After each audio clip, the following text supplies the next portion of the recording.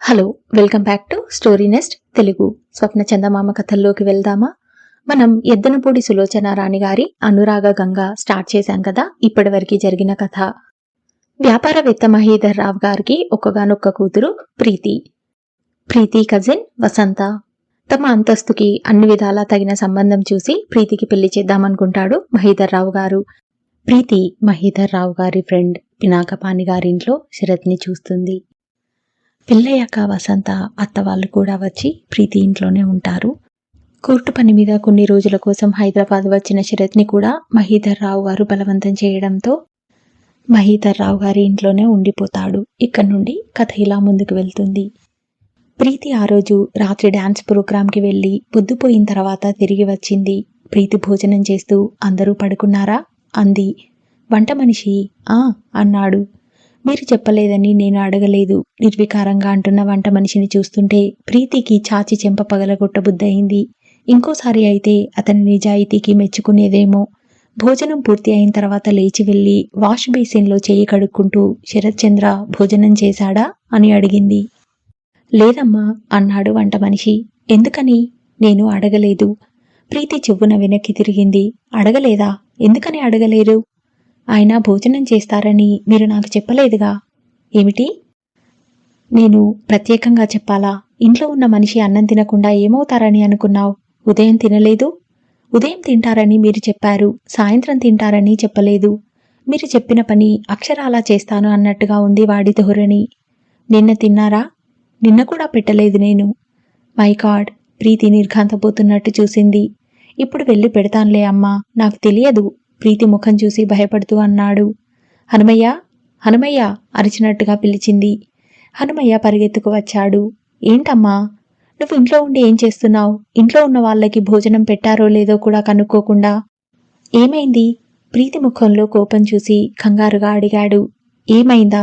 నేను కాస్త పట్టించుకోకపోతే ఇంతే. ఛీ, ఎంత అవమానం! ప్రీతి నైట్ గౌన్ అంచెలు చేతులతో కాళ్ళకి బంధాలు పడకుండా పట్టుకుని మెట్ల మీద నుంచి పైకి పరిగెత్తింది. ఏమైంది? హనుమయ్య వంటవాడిని అడిగాడు. వంట మనిషి జరిగింది చెప్పాడు. చంపావు కదా, నువ్వు చూస్తున్నావు కదా అని ఊరుకున్నాను. ఇప్పుడెలా? అమ్మాయి గారికి కోపం వస్తే మన ఉద్యోగాలే ఊడిపోతాయి అన్నాడు. ప్రీతి పైకి వచ్చింది. తండ్రి గదిలోకి వచ్చింది. తండ్రి నిద్రపోతున్నాడు. అక్కడి నుంచి కదిలి తన గది వైపుకు వచ్చింది. తండ్రి గది పక్కనే శరత్చంద్ర గది ఉంది. అతను మేలుకనే ఉన్నట్టు చేరవేసి ఉన్న తలుపుల మధ్య నుంచి వెలుగుతున్న లైట్ కనిపించింది. ప్రీతి ఒక్క క్షణం సందేహించింది. ఆ తర్వాత స్థిర నిశ్చయం చేసుకున్న దానిలా ఆ గది దగ్గరికి వచ్చి తలుపులు తోసింది. లోపల గదిలో శరత్చంద్ర టేబుల్ దగ్గర కూర్చొని వ్రాసుకుంటున్నాడు. ప్రీతి లోపలికి వచ్చింది.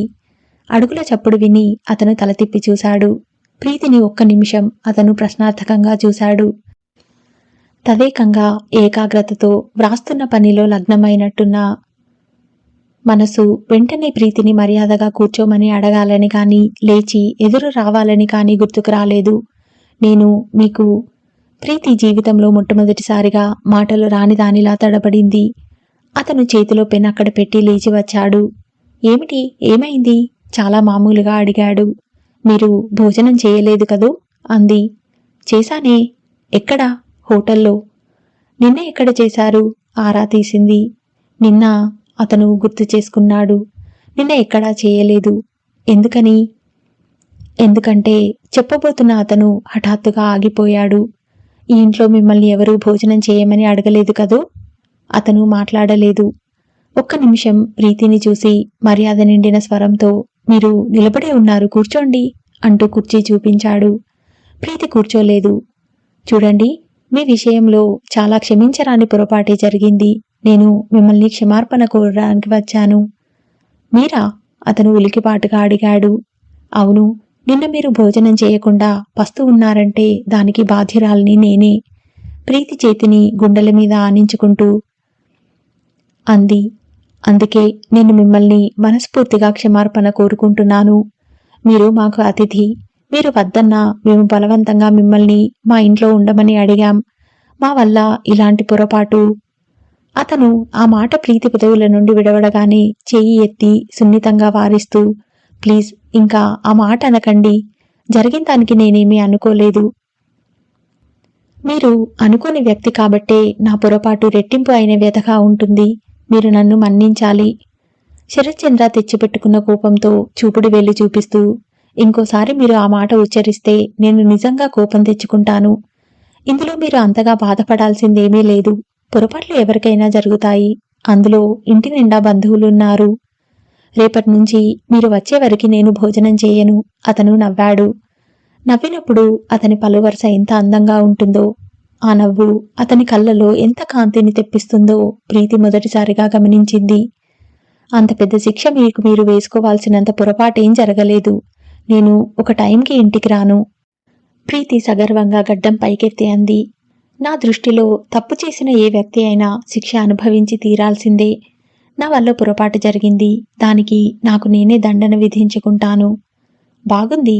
నాతో కలిసి భోజనం చేయటం శిక్ష అంటారా? అతను తెచ్చిపెట్టుకుంటున్న గాంభీర్యంతో అన్నాడు. అబ్బబ్బే, అదేం కాదు. మీరు వేరుగా అర్థం చేసుకోకండి. మీరు వేళకి రానంటున్నారు కదా. మీరు వచ్చే వరకు వేచి చూడటం నాకు నేనే విధించుకున్న శిక్ష. అతను ఇబ్బందిగా చూశాడు. మీరు ఇంత పట్టుదల మనుషులని నాకు తెలియదు. లేకపోతే నేనే బిడియం విడిచి వంట మనిషిని పిలిచి అడిగి పెట్టించుకొని తినేవాడిని సుమా. ప్రీతి ఒక్క క్షణం ఆగింది. తర్వాత, మీరు అలా తిని ఉంటే నాకెంతో సంతోషం కలిగేది. మీరు చాలా మంచివారు అనుకునేదాన్ని అంది. అతను లైట్ వెలుగులో ఆరోగ్యపు కాంతిలో మెరుస్తున్న ప్రీతిని చూస్తున్నాడు. యవ్వనం విరగబూసినట్టున్న ఆ ముఖంలో చిలిపితనం, మంచితనంతో పాటు పట్టుదల కూడా కనిపిస్తోంది. ఆ కళ్ళు కమ్మటి కలలు కంటున్నట్టే కాదు, తనకి కావాల్సింది సాధించుకునే పట్టుదల నిండినట్టు కూడా ఉన్నాయి. అతనికి ప్రీతి వ్యక్తిత్వం అర్థమైంది. ఆ అమ్మాయి ఎదుటివారిని ఎంత అర్థం చేసుకుంటుందో, ఎదుటివారు కూడా తనని అంతగా అర్థం చేసుకోవాలని అనుకుంటుంది. మనం ఇద్దరం రాజీకి రావాలంటే మనం ఒక పని చేయాలి అంది. చెప్పండి, ఏమిటది అన్నాడతను. నేను పెట్టింది మీరు తినాలి అంటూనే ప్రీతి గిరుక్కున వెనక్కి తిరిగి తన గదిలోకి వెళ్ళింది. వెంటనే తిరిగి వచ్చింది. ఈసారి వచ్చిన ప్రీతి చేతిలో ఒక ప్లేట్, దానిలో యాపిల్, చాకు ఉన్నాయి. ప్రీతి కూర్చుంటూ ఇది కోసి ఇస్తే మీరు తినాలి అంది. అతను కానిండి, తప్పుతుందా అన్నట్టు చూశాడు. అతను టేబుల్ దగ్గరికి వెళ్ళి తను అంతవరకు వ్రాస్తున్న కాగితాలు వెంట తెచ్చుకుని ప్రీతికి ఎదురుగా ఉన్న కుర్చీలో కూర్చున్నాడు. ప్రీతి యాపిల్ ముక్కలుగా కోసి ఒక్కొక్కటి అతనికి అందించింది. అతను చేత్తో అందుకుంటూ, మిమ్మల్ని శ్రమ పెట్టడం అనేది నేను చేస్తున్న పెద్ద అపరాధం. నాకు నేను ఏం శిక్ష విధించుకోవాలి అన్నాడు. ఆ ఫైల్స్ ఏమిటి? ఇది నిరంజన్ రావు గారి కేసు. ఏమిటది? ఆయనని కొడుకు కోడలతో కలిసి చంపటానికి ప్రయత్నం చేశారు. కొడుకు మీద ఈయన కేసు పెట్టాడు. ప్రీతి గుండెల మీద చెయ్యి వేసుకుని కళ్ళు పెద్దవి చేసి చూస్తూ, బాప్రే, తండ్రిని కొడుకు చంపటమా అంది. అవును, డబ్బు ఏ పనైనా చేయిస్తుంది. మనం చరిత్రలో ఎన్ని చదువుకోలేదు. లేచిన తర్వాత పేపర్లలో ఎన్ని సంఘటనలు వినటం లేదు. ఏమిటో ఇంకా నీనా అనే సంబంధ బాంధవ్యాల పవిత్రత ఏం ఉంది? ఆ సంబంధ బాంధవ్యాలకి అతీతమైనది ఈ డబ్బు. మీరు రకరకాల మనుషుల్ని చూస్తూ ఉంటారు కదూ. అతను అవునన్నట్టు తల ఊపాడు. వాళ్ళందరితో మీరు ఎలా పని చేయగలుగుతారు? కుతూహలంగా అడిగింది. అతను తినటం పూర్తయింది. ప్రీతి ప్లేట్, చాకు టీపాయ్ మీద పెట్టింది. వాళ్ళని మాటలతో లొంగ తీసుకోవటం తెలిసి ఉండాలి. అది చాతనైతే ఈ కేసులు చాలా సులభం. లాయర్కి ముందు ఏది వచ్చినా రాకపోయినా బాగా మాటలు చెప్పి క్లయింట్స్ మనసుల్లో ఆత్మీయత ఏర్పరిచి ఈ వ్యక్తి మన వ్యక్తి సుమ అనే నమ్మకం కలిగించే నేర్పు ఉండాలి. అలా అయితే ఈ వృత్తి సులభం అవుతుంది. ప్రీతి అలాగా అన్నట్లు చూసింది. ఇంకా ఎన్నాళ్ళు పడుతుంది ఈ కేసులు చూడటానికి? చాలా రోజులు పట్టేటట్టుంది. బహుశా మీరు విసిగిపోయి మీ ఇంట్లోంచి వెళ్ళిపోమన్నంత వరకు అనుకుంటాను. ప్రీతి లేచి వెళ్ళబోతూ ఆగింది. వెనక్కి తిరిగి, ఆ మాట నేనెప్పుడు అనను. ఇంకా మీరు ఈ ఊరు నుంచి వెళ్ళనంత పని మీకు దొరకాలని అనుకుంటాను అని నవ్వి వెళ్ళిపోయింది. ఆ నవ్వు అతని మనసుని ఆహ్లాదపరిచింది. అతను ఆ రోజంతా పడిన శ్రమ, త్రుటిలో మాయమైపోయిన హాయి కలిగింది. ప్రీతి వెళ్ళిపోయిన తర్వాత అతను చాలాసేపు అక్కడే ప్రీతి వదిలేసిన చాకు తీసుకొని చూస్తూ ఆలోచనగా కూర్చుండిపోయాడు. అతడు ఎన్నడూ జరగనిది జరిగింది. అది అతను అన్నం తినలేదని ఒకరు గుర్తించి బాధపడటం. అతనికి ఈ ఊహ గమ్మత్తుగా ఉంది. జగదాంబ గారు వసంతని పిలిచి దగ్గర కూర్చోపెట్టుకుని హితబోధ చేసింది. ఇదిగో చూడు, మహీధర్రావు గారు కావుడిని ఏదో వ్యాపారంలో పెట్టిస్తానని అన్నాడుగా, అదేమిటో చూసే నేను వెళ్తాను.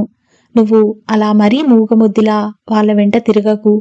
ఆ చీర కావాలని, ఈ నగ కావాలని అడుగు. ఆయన తరహా నేను గమనిస్తున్నానుగా. నువ్వు ఏది అడిగినా ఆయన లేదనరు. నువ్వు నంగినంగిలా ఉండటం మానేసి కాస్త హుషారుగా ఉండు అంది హెచ్చరికగా. వసంత కళ్ళలో కోపం తొంగి చూసింది. కాని దాన్ని బయటపడనీయకుండా లోలోపల దిగమింగింది.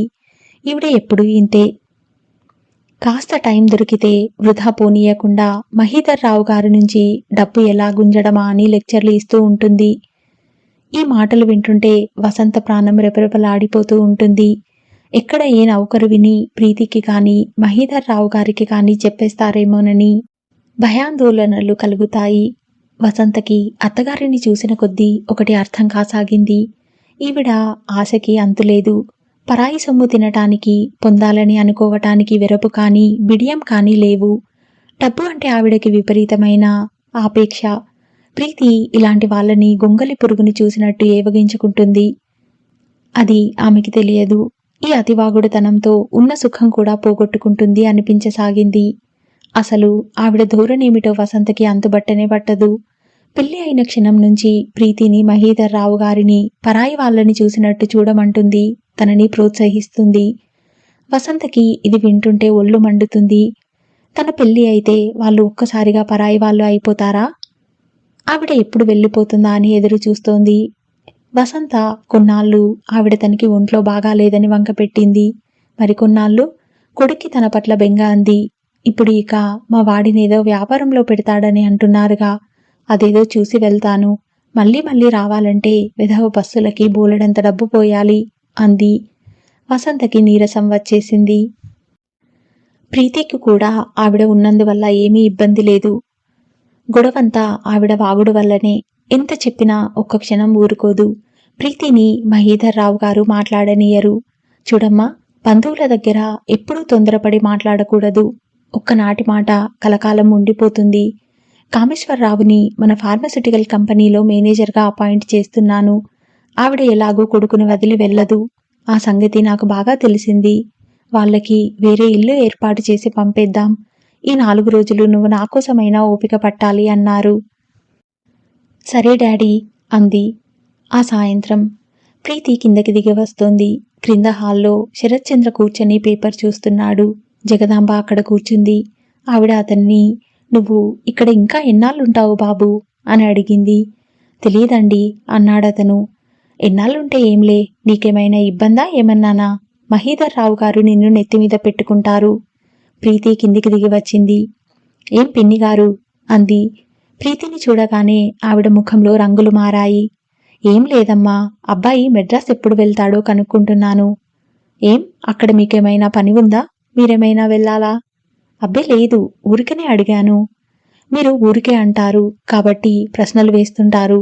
అవతల వాళ్ళు జవాబులు చెప్పటానికి ఊరికే ఉండరుగా. ఇప్పుడు నేనేమన్నానమ్మా?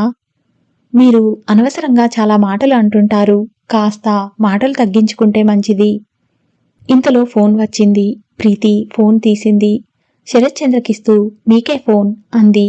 అతను వెళ్ళి తీసుకున్నాడు. హలో అన్నాడు. అవతల నుంచి వినిపించిన కంఠం ఎవరిదో కాని అతని కనుబొమలు ముడిపడినాయి. నేను మాట్లాడేదేమీ లేదని చెప్పానుగా. అతను క్షణం అవతలి వారి మాటలు శాంతంగా సహనంగా విన్నాడు. మీరు చెప్పినవన్నీ నాకు అర్థమైనాయి. ఇందులో నేను మాట్లాడాల్సిందేమీ లేదు. కోర్టులోనే అన్ని విషయాలు తేలుతాయి. అతను ఫోన్ పెట్టేశాడు. వెనక్కి తిరిగి సోఫా దగ్గరికి వస్తుండగా ఇంతలో మళ్ళీ ఫోన్ మోగింది. అతను క్షణం తిరిగి చూశాడు. తర్వాత ప్రీతితో, నన్ను అడిగితే నేను మాట్లాడనన్నానని చెప్పండి అన్నాడు. ప్రీతి ఫోన్ తీసింది. హలో, శరత్చంద్ర కావాలి. ఆయన మాట్లాడను అంటున్నారు. అవతల కంఠం కోపంగా అంది. బ్రతిమిలాడుతున్నాం, ముద్దుగా వినకపోతే అనుభవించాల్సి వస్తుందని చెప్పండి. ఆ మాట అన్న వెంటనే ఠక్కున ఫోన్ పెట్టేసిన ధ్వని వినిపించింది. ప్రీతి ఫోన్ పెట్టేసి శరత్చంద్ర వైపు తిరిగింది. ఫోన్లో వినిపించిన మాటలు చెప్పింది. ఏడిసారు. అతని కంఠంలో విసుగు తిరస్కారం నిండి ఉంది. ఎవరు వాళ్ళు? శాంతి అని ఒక చిన్నపిల్ల. తల్లి తండ్రి పోయారు. గార్డియన్గా నేనంటే నేను అంటూ ఇద్దరు పోటీ పడుతున్నారు. ఒక ఆయన అందులో మంచివాడు. ఆయన చింత శాంతి భవిష్యత్తు నిబ్బరంగా ఉంటుందని నా నమ్మకం. ఈ రెండో ఆయన వజ్రదాసు అని ఆయన శాంతికి మేనమామ అవుతాడు. శాంతి తల్లిదండ్రులు వ్రాసిన విల్లు మాయం చేసి ఇంకోటి వ్రాయమని అడుగుతున్నాడు. శాంతికి చాలా డబ్బుందా? చాలా. కనీసం నాకు తెలిసినంతవరకు 50 లక్షలైనా ఉంటాయి. ఇందులో లాయర్ ఏం చేస్తాడు? విల్లు ఇక్కడే ఉంది. దానిని తారుమారు చేయవచ్చు. అది రిజిస్టర్ చేసి ఉంటుందిగా. ఉన్నా పర్వాలేదు. లాయర్ తలుచుకుంటే చేయలేనిది లేదు. వచ్చిన చిక్కేమిటంటే ఆయన మహాఘటికుడు. ఈ సూత్రాలు అన్నీ ఆయనకి బాగా తెలుసు. తలలు తేలికగా మార్చి ఈ మనిషి ఆ మనిషి అని రుజువు చేయగలడు. ఆయన కోర్టుకు వెళ్ళినా ఎక్కడికి వెళ్ళినా ఏమీ చేయలేడు. అందుకని ఆ కాగితాలు ఉన్న లాయర్ని లోబర్చుకోవటానికి విశ్వ ప్రయత్నం చేస్తున్నాడు.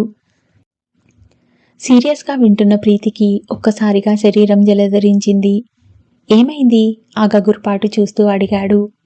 ఈ లోకంలో డబ్బు లేకపోవటమే మహాబాధ అనుకున్నాను. డబ్బు ఉండటం కూడా బాధేనన్నమాట అంది. శరత్ నవ్వాడు. అందుకే ఏ మనిషి అయినా లోకం బాగా చూడాలి అన్నారు. లోకం అనే పుస్తకం చదివిన వ్యక్తికి విజ్ఞానానికి కొరత అనేదే ఉండదు. నాకు ఎప్పుడూ పుస్తకాలు, మ్యూజిక్, పువ్వులు, కుక్కలు ఇవే లోకం. నాకు మిగతా లోకం సంగతి అంతగా తెలియదు. ప్రీతి క్షణం సేపు ఆ ఇంటిని కళ్ళతో కలియ చూస్తూ ఇదే నా ప్రపంచం. నాన్నగారు నా కోసం బహుసుందరమైన ప్రపంచాన్ని ఏర్పాటు చేశారు. ఇందులో నుంచి మీరు బయట లోకం ఇందులోకి రానంతకాలం ఏమీ పర్వాలేదు. మీ జీవితం సుఖంగానే గడిచిపోతుంది.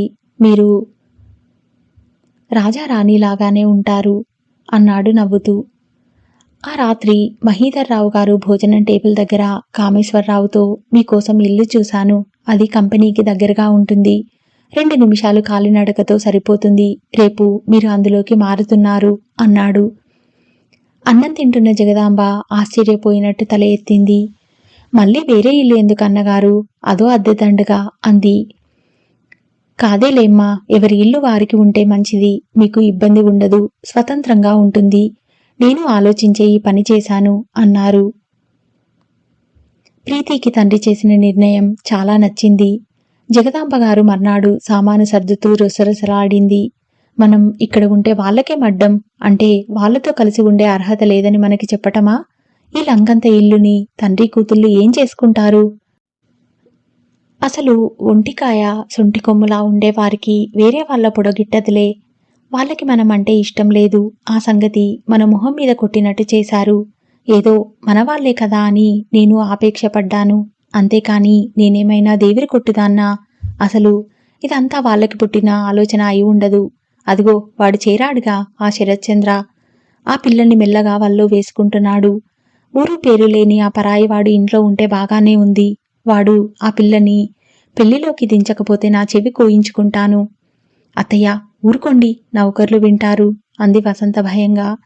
వినని, నాకేం భయం. ఏం చేస్తారు వీళ్ళు? ఈ రోజు నన్ను ఇంట్లోంచి వెళ్ళగొట్టారు. రేపు నా కొడుకు ఉద్యోగం పీకుతారు. అంతేగా. పోనీ మా ఊరు వెళ్ళిపోతాం. నా గేదెలు నా పిడకలు నాకు ఉండనే ఉన్నాయి అంది. వసంత మాట్లాడలేదు. అన్న కొద్దీ ఆవిడ ఇంకా రెచ్చిపోతుందని భయం వేసింది. అందరూ ప్రయాణమయ్యారు. వెళ్ళి వస్తాం వదినా అంది వసంత.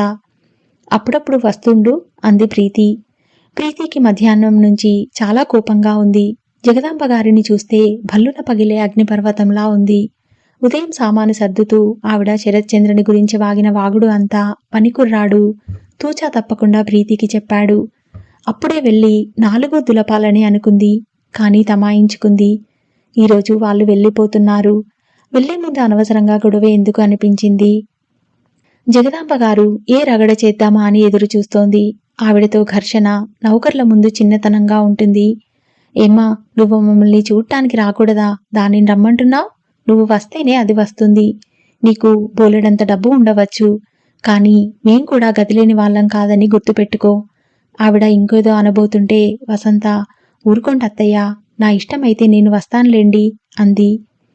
జగదాంబ ఏదో అనబోతుంటే కామేశ్వరరావు వారించాడు. అమ్మా, అవతల టైం అవుతోంది. పద. ఈ ఇంట్లోంచి వెళ్ళిపోతున్నందుకు అతనికి చిరాకుగానే ఉంది. ఇన్నాళ్ళు ఆ ఇంట్లో ఉండి వారి చేత మర్యాదలు పొందినవన్నీ త్రుటిలో నేల కలిసిపోయాయి. జగదాంబ కుటుంబం మహీధర్రావు గారు తమకి తీరని అన్యాయం, అవమానం చేసినట్టుగా బాధపడి వాళ్ళు వెళ్ళిపోయారు. వాళ్ళు వెళ్ళిపోతే ఇల్లంతా నిశ్శబ్దంగా హాయిగా ఉంది. ప్రీతి గదిలోకి వచ్చింది. అక్కడ వసంత మంచం ఖాళీగా కనిపించింది. ఇద్దరూ ఈ గదిలోనే పడుకునేవారు. ఆ జగదాంబ గోల లేకపోతే వసంతని, కామేశ్వరరావుని ఈ ఇంటి నుంచి పంపేవారు కాదు. జగదాంబ గారు పెళ్లికి ముందు తన మంచి మాటలతో మహీధర్రావు గారిని మంచి చేసుకుంది. వసంతకి పెళ్లి అయితే వసంత, కామేశ్వరరావు ఇక్కడే ఉంటారని, వసంత ప్రీతికి తోడుగా ఉంటుందని అనుకున్నారు. పెళ్లి అయిన తర్వాత అతని కుటుంబం మొత్తం భరించవలసి వస్తుందని ఆయన అనుకోలేదు. ఇప్పుడు ఏమన్నా జగదాంబ గారి నోటికి పెద్ద పని చెప్పినట్టే అవుతుంది. ప్రీతికి వసంత మెల్లగా కామేశ్వరరావుకి నచ్చజెప్పుకుంటే బాగుండు అనిపించసాగింది. వసంత మరీ నోరు లేనిది. వాళ్ల మధ్య ఎలా వేగుతుందో ఏమిటో. ఈ పెళ్లి వసంతకి పెళ్లి అయినట్లుగా లేదు. జగదాంబ అనే రాక్షసితో సంబంధం పెట్టుకున్నట్టుగా ఉంది. ప్రీతికి ఆవిడ శరత్చంద్ర మీద మండిపడుతూ అన్న మాటలు గుర్తుకు వచ్చాయి. ముఖం ఆగ్రహంతో ఎర్రపడింది. ఆవిడ నోటికి హద్దు పద్దు లేదు అనిపించింది. ఆవిడికి అసలు ఎవరైనా ఏమైనా అనుకుంటారేమోననే భయమే లేదు. మొన్న ఒకసారి హనుమయ్య చెప్పాడు, శరత్చంద్రకి వడ్డిస్తుంటే వచ్చి ఎదురుగా కూర్చొని అతనికి ప్రత్యేకంగా ఏమైనా పెడుతున్నారా అని ఆరాగా చూస్తుందట. ప్రీతికి కాఫీ తెస్తుంటే ఆ కప్పు తాను తీసుకుని తనకి ఇచ్చిన కప్పు ట్రేలో పెడుతుందట.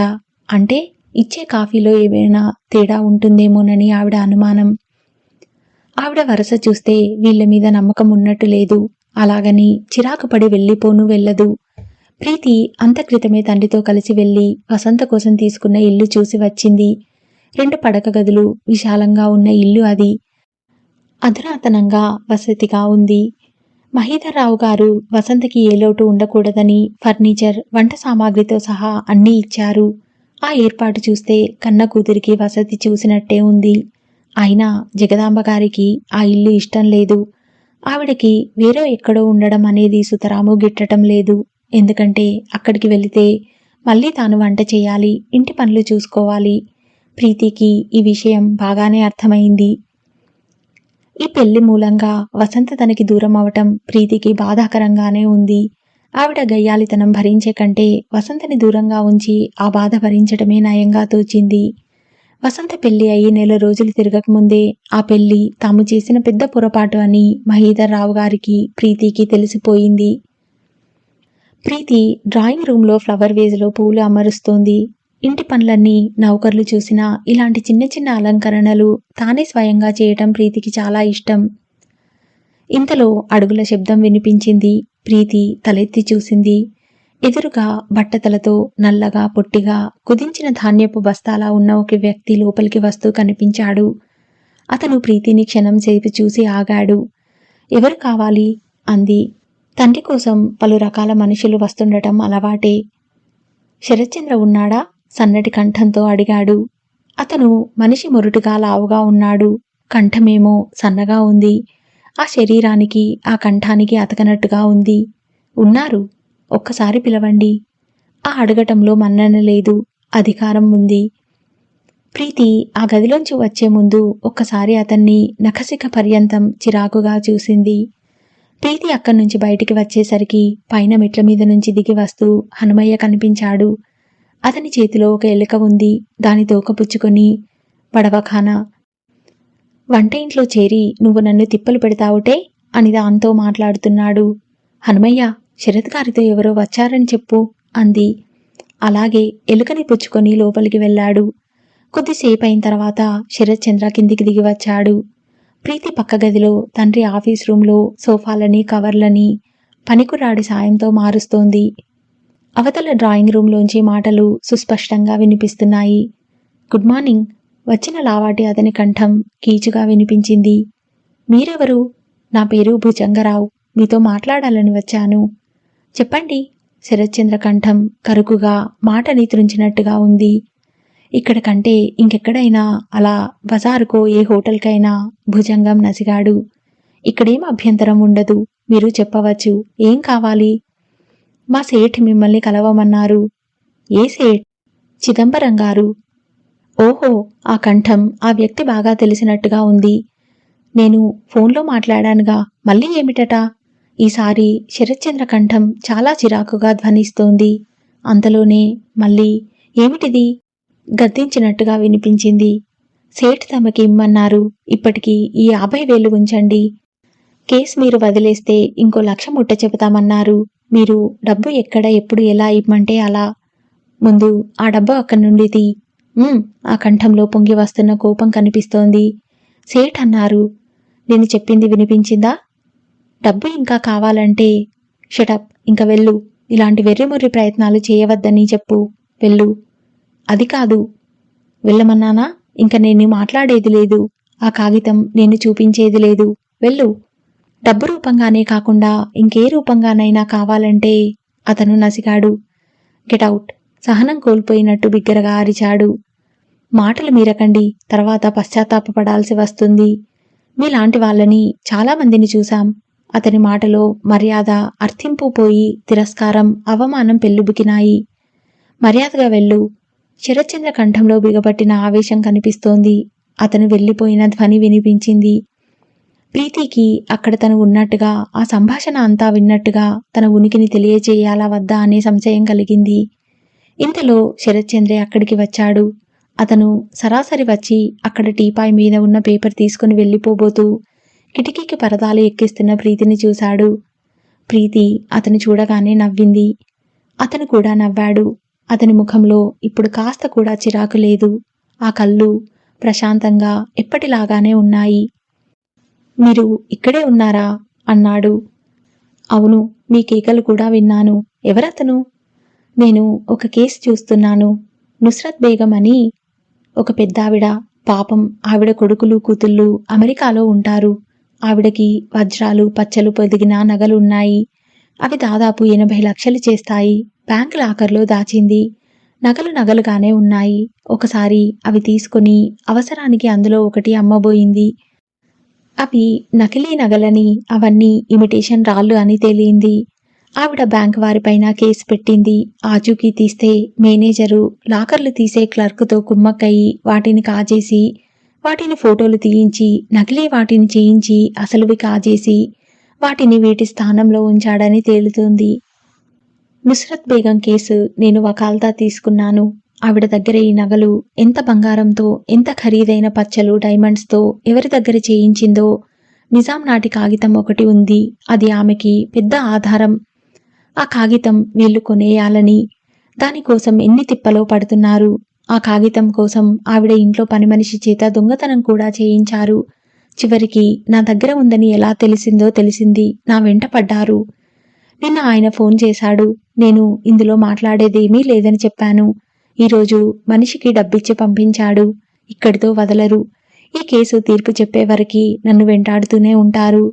అసలు ఈ కాగితం ఒకటి ఉందని రాఘవయ్య గారికి, ఆ బేగంకి తప్ప ఇంకెవరికీ తెలియదు. రాఘవయ్య గారి జూనియర్ ఒకడు ఈ వార్త అవతల వాళ్ళకి చేరవేశాడు. ఆ కాగితం ఆవిడ దగ్గర నుంచి ఎత్తుకుపోవాలని ప్రయత్నం కూడా జరిగింది. కానీ రాఘవయ్య గారు తెలివిగా ఒక చోట దాచారు. పినాకపాణి గారు బేగంతో మాట్లాడి ఆ కాగితం నాకు అప్పగించారు. పినాకపాణి గారంటే బేగంకి చాలా గురి అన్నాడు. ఇందులో చిక్కేమిటంటే ఈ కేసుని కోర్టుకి అప్పచెప్పిన పోలీస్ అధికారి వాళ్ళకి బంధువు అయిపోయాడు. ఆయన బలం చూసుకొని వాళ్ళు చాలా ధీమాగా పోతున్నారు. అవి అసలు నకిలీ నగలేనని, నుస్రత్ బేగం దగా చేసిందని రుజువు చేయాలని తాపత్రయపడుతున్నారు. ఈ మేనేజర్ మెడ్రాస్లో ఒక కంసాలిని కొన్ని నగలు చేయాలని తమ అత్తవారింట్లో ఉండవలసిందిగా కోరుతూ వ్రాసిన ఉత్తరం కూడా మాకు చిక్కింది. అతను అక్కడ 1 రోజుల పాటు ఉన్నాడు. ఈ సాక్ష్యాలు బలంగా ఉన్నాయి. అబ్బా, పెద్ద గొడవే సుమా అంది. అతను నవ్వాడు. ప్రీతి స్నానం చేసి వచ్చి జడ అల్లుకుంటోంది. వసంత వచ్చింది. వస్తూనే ప్రీతిని కౌగిలించుకుంది. అరెరే, ఏమిటి ఇలా పొద్దుటే వచ్చేశావ్? అంది ప్రీతి కూడా వసంతని హత్తుకుంటూ. నిన్ను చూడాలనిపించింది, వచ్చేశాను అంది వసంత. బాగుంది, కబురు చేస్తే కారు పంపేదాన్నిగా. నీకు కబురు చేసి డ్రైవర్కి వీలయ్యి కారు వచ్చి నన్ను ఇక్కడికి తీసుకొచ్చేవరకు నేను ఆగలేను అనిపించింది. అందుకే వచ్చేశాను అంది. చాలా మంచి పని చేశావు. నేను ఈరోజే లేవగానే నిన్ను గుర్తు చేసుకున్నాను. వసంత కనిపించి 3 రోజులయ్యింది. భర్తగారి ప్రేమలో నన్ను మర్చిపోయిందా ఏమిటి అనుకున్నాను. నేను నిన్ను మర్చిపోతానా వదినా? వసంత కళ్ళలో గిర్రున నీళ్లు తిరిగాయి. అరెరే, అదేమిటి, నేను ఊరికనే అన్నాను అంది ప్రీతి కంగారుగా. నన్ను చూడటానికి నువ్వు రాకూడదా ఏమిటి? నిష్ఠూరంగా అంది. రావాలనే ఉంటుంది వసు. నిన్న మధ్యాహ్నం అయితే అస్సలు తోచలేదు. నీ దగ్గరికి వద్దామని బయలుదేరి కూడా మళ్ళీ ఆగిపోయాను. ఎందుకంటే మీ అత్తగారు ఆడపడుచులున్నారే. ప్రీతి భుజాలు కుదిపింది. బాప్రే, వాళ్ళంటే నాకు భయం. వాళ్ళని వదిలించుకోవాలంటే మనకి పట్టిన జలగని పీకటంలా ఉంటుంది. ప్రీతి వసంత గడ్డం పట్టుకుంటూ, ఏమ్మా, మీ వాళ్ళని అంటున్నానని కోపమా అంది. లేదు వదినా, నాకు మీ తర్వాతనే ఇంకెవరైనా దగ్గరి వాళ్ళు. ప్రీతి వసంతని చేయి పట్టుకుని తీసుకువచ్చి మంచం మీద కూర్చోపెట్టింది. చెప్పు, ఏమిటి విశేషాలు అంది. విశేషాలేం లేవు. మీ అత్తగారు వాళ్ళు ఎలా ఉన్నారు? బాగానే ఉన్నారు. వాళ్ళకి నువ్వు నన్ను చూడటానికి రాలేదని కోపం. అవునులే, నేను వస్తే గాని ఆవిడ నోటికి పని ఉండదు. అవునా? వసంత తల ఊపింది. వాళ్ళు ఈ ఊరు నుంచి ఇక వెళ్ళరన్న మాటేగా? ప్రీతి అడిగింది. వసంత వెళ్ళరు అన్నట్టు తల ఊపింది. పద, కిందికి వెళ్ళి టిఫిన్ తిందాం. ప్రీతి వసంత చెయ్యి పట్టుకుని లేచింది. ఇద్దరూ కిందికి వచ్చారు. మహీధర్ రావు గారు వసంతని చూడగానే, నువ్వెప్పుడొచ్చావమ్మా అన్నారు. ఇప్పుడే మావయ్య అంది. కామేశ్వరరావును కూడా తీసుకురాకపోయావా? ఆయనని రమ్మన్నాను, రాలేదు. ఆయన నిట్టూర్చారు. అతను నాతో కూడా ఆఫీస్లో సరిగ్గా మాట్లాడటం లేదు. వేరే ఇంటికి పంపానని చాలా కోపంగా ఉన్నట్టుంది. వర్కర్స్తో వెళ్ళి కూర్చుంటాడు. వాళ్ళలో ఒకడిని అన్నట్టుగా వ్యవహరిస్తున్నాడు. అతనికి అలా చేయవద్దని చెప్పమ్మా అన్నారు. వసంత తలదించుకుంది. మహీధర్ రావు గారు పని మీద వెళ్లారు. ప్రీతి వసంతని, ఈరోజు నువ్వు మీ ఇంటికి వెళ్ళటం లేదు అంది. ఎందుకని? సాయంత్రం రవీంద్ర భారతిలో గోపీకృష్ణ డ్యాన్స్ ఉంది, మనం వెళ్తున్నాం. డాడీ రానన్నారు. ఆయనకి పని ఉందట. ఏమిటి, వెళ్దామా? ఒక్కరోజు మీ పతిదేవుణ్ణి వదిలి ఉండగలవా లేదా? తమాషా చేసింది ప్రీతి. ప్రోగ్రాం అయిన తర్వాత ఇంటికి వెళ్ళిపోతాను అంది వసంత. సరే బాబు, నీ ఇష్టం అంది ప్రీతి. సాయంత్రం ప్రోగ్రాం అయిన తర్వాత ప్రీతి వసంతని వాళ్ళ ఇంటి దగ్గర దింపింది. నే వెళ్తాను అంది. వదిన, ఇంట్లోకి రాకుండా వెళ్తే బాగుండదు అంది వసంత. ప్రీతి కారు దిగి వచ్చింది. వసంత కాలింగ్ బెల్ నొక్కింది. తలుపులు తెరుచుకున్నాయి. తుమతుమలాడుతున్న జగదంబ గారి ముఖం ఎదురయింది. ఏమే, ఇప్పుడా? ఇంకా ఏదో అనబోయిన ఆవిడ పక్కనే ఉన్న ప్రీతిని చూసి ఠక్కున ఆగింది. నమస్కారమండి, బాగున్నారా? ప్రీతి నవ్వుతూ అడిగింది. బాగానే ఉన్నామమ్మా అంది. ఆవిడ ప్రీతిని లోపలికి రమ్మనలేదు, కూర్చోమనలేదు. వసంత తనే కూర్చోవదినా అంది. వెళ్తాను వసు, ఇంకోసారి వస్తానుగా. వెళ్తా మరి. ప్రీతి జగదంబ గారికి కూడా చెప్పి వెళ్ళింది. ఇంతలో లోపలి గదిలో పడుకున్న కామేశ్వరరావు లేచి వచ్చాడు. ప్రీతిని కారు వరకు సాగనంపి వచ్చింది వసంత. ఏమే, ఇప్పుడా రావటం అంది జగదాంబ. ఎక్కడికో వెళ్ళి వచ్చినట్టుంది అంది కూతురు. వసంత కట్టుకున్న చీరని ఆ అమ్మాయి కళ్ళు ఈర్ష్యగా ఎగాదిగా చూస్తున్నాయి. వసంత తలదించుకుని లోపలికి వెళ్ళబోయింది. ఎక్కడికి వెళ్ళావు? కామేశ్వరరావు గద్దించినట్టు అడిగాడు. రవీంద్ర భారత్కి డ్యాన్స్ ప్రోగ్రాం ఉంటేను వసంత నసిగినట్లుగా అంది. డబ్బు అడిగి తెచ్చావా? వసంత జవాబు చెప్పలేదు. క్రిందికి చూస్తూ నిలబడింది. నిన్నే, మాట్లాడవేం? కామేశ్వరరావు రెట్టించాడు. అడగలేదు. ఎందుకని అడగలేదు? అతని కంఠంలో కోపం బుస్సుమంది. వసంత మాట్లాడలేదు. ఎందుకు అడుగుతుందిరా? దానికి మనం ఇబ్బందులు పడుతుంటే పట్టిందా? మనం పరాయి వాళ్ళమేగా. అది అడగదని నాకు ముందే తెలుసు. అసలు డబ్బు కావాలని అడిగిందో లేదో ముందు అడుగు, జగదాంబ అంది. ఏమే, అడిగావా లేదా? అడగలేదన్నట్టు తల తిప్పింది. చూసావా, ఇప్పుడైనా నా మాట నమ్ముతావా? ఇది చాలా నంగనాచిరా. వెళ్ళిందేమో డబ్బు అడగటం కోసం, తిరిగిందేమో డాన్స్ ప్రోగ్రాం చూడటం. ఇక్కడ మనం ఎదురు చూస్తున్నామని దానికేమైనా ఉందా? నువ్వు డబ్బెందుకు అడగలేదు? కామేశ్వరరావు వసంతని ఈడ్చికొట్టాడు. పైనుంచి షికార్లు కొట్టి వస్తావా? నువ్వు వెళ్ళిన పని గుర్తులేదన్నమాట. మాటలతో పాటు వేగంగా వసంత చెంపల మీద, వీపు మీద బలంగా ఠపీ ఠపీమని దెబ్బలు పడ్డాయి. వసంత తూలి పక్కకు పడి గోడని ఆనుకొని నిలబడింది. ఆ అమాయకమైన కళ్ళు భయంగా అతని వైపు చూస్తున్నాయి. కామేశ్వరరావు వెళ్లి బెల్ట్ పట్టుకు వచ్చాడు. అది చూస్తూనే వసంత వేటగాడిని చూసిన లేడిలా గజగజలాడింది. చేతులు అడ్డం పెట్టుకోబోయింది. అప్పటికే ఎడాపెడా ఒంటి నిండా దెబ్బలు పడ్డాయి. గోడకి బల్లిలా భయంతో అతుక్కుపోయిన వసంత నేల మీదకి జారిపోయింది. ఊరుకోరా, నువ్వొక మూటు మనిషివి. దెబ్బలు కొట్టటం పూర్తయిన తర్వాత జగదాంబ వచ్చి బెల్టు లాక్కొంది. ఈసారి ఎప్పుడైనా అలా చెప్పకుండా ఎక్కడికైనా వెళ్ళావంటే చంపేస్తాను, జాగ్రత్త. కామేశ్వరరావు ఉరిమినట్టుగా అని అక్కడ్నుంచి వెళ్ళాడు. వసంత లేవలేనట్టుగా దెబ్బలు తిన్న కుక్క పిల్లలా అక్కడే ముడుచుకుపోయినట్లుగా వెక్కి వెక్కి ఏడవసాగింది.